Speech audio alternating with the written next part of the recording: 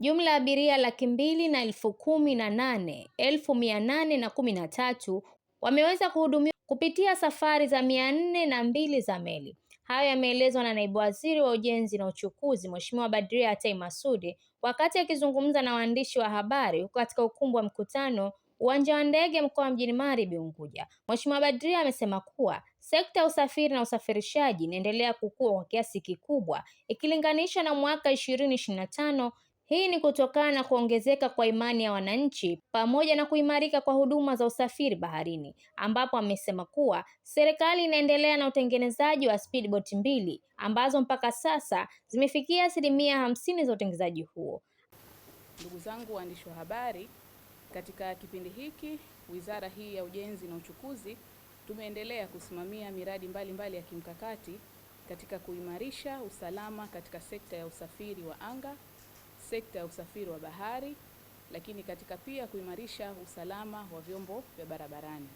Katika mwezi huu wa Januari, mwezi uliopita huu wa Januari 2026, sekta zote tatu zimeonyesha mwenendo chanya wa ukuaji katika kuimarika kwa usimamizi pamoja na hatua madhubuti za kiusalama na kiutendaji.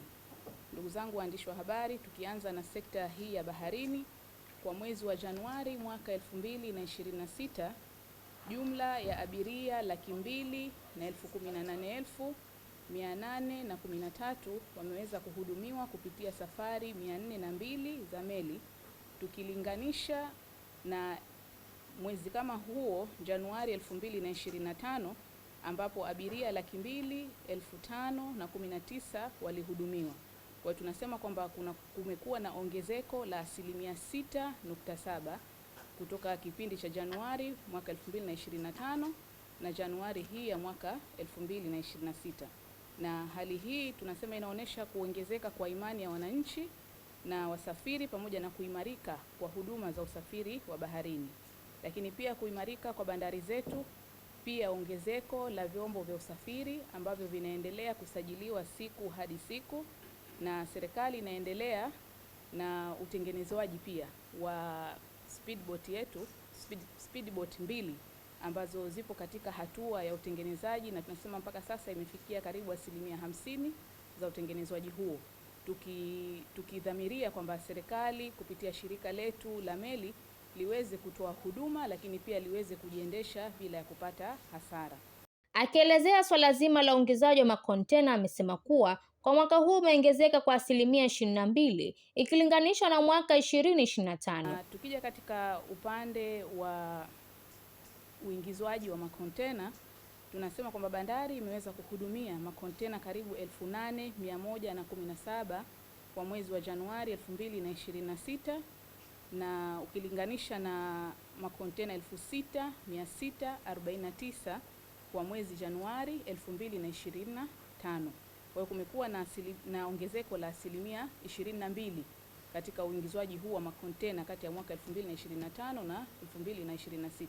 Kwa hiyo tunaona kwamba kuna limeongezeka katika suala hilo la makontena, na ukuaji huu unaashiria kuimarika kwa biashara, lakini uingizwaji na usafirishaji wa bidhaa kupitia bandari zetu.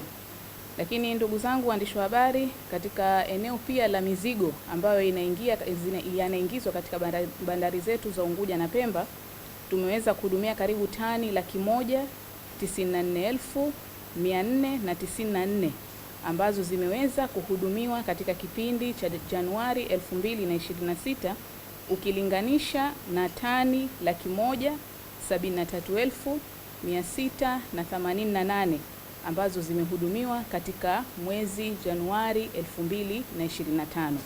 Kwa takwimu hizo pia kunaonesha kwamba kuna ongezeko la 11%. Kwa hiyo takwimu hizi kila mwaka tunaona kwamba kuna matukio chanya ambayo yanaongezeka kutokana na kuimarika kwa huduma ambazo tunazoendelea kuzitoa.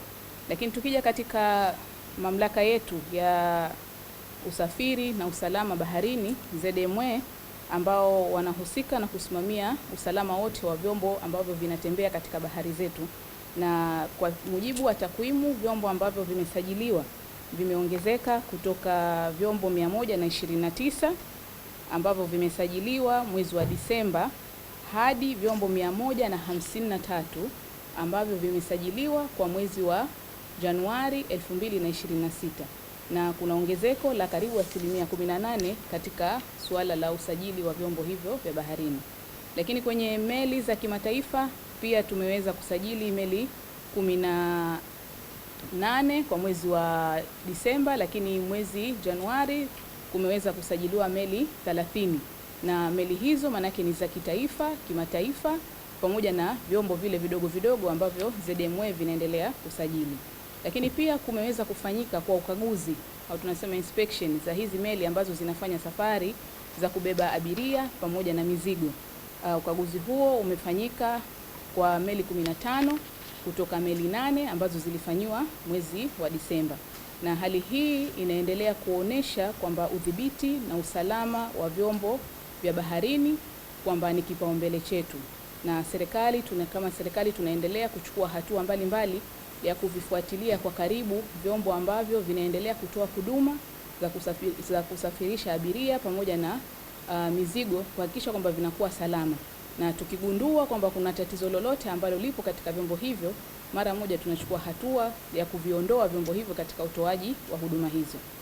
Akizungumzia katika usafiri wa anga, Mheshimiwa Badria amesema kuwa ndege 6595 zimehudumiwa katika kipindi cha mwezi wa Januari 2026 kutoka ndege 5936 kwa mwaka 2025. Hivyo amesema serikali katika sekta ya anga wana mpango wa kuhakikisha wanaendelea kuboresha kwa lengo la kuongeza uchumi pamoja na watalii.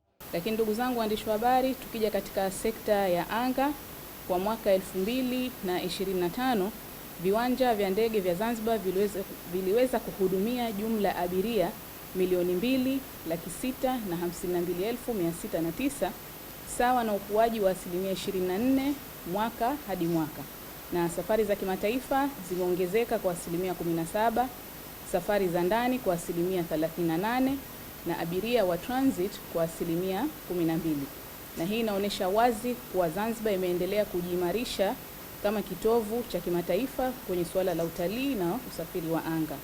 Lakini kwa Januari pekee jumla ya abiria 255,176 wamehudumiwa ikilinganishwa na 234,149 kwa mwaka 2025 kwa Januari.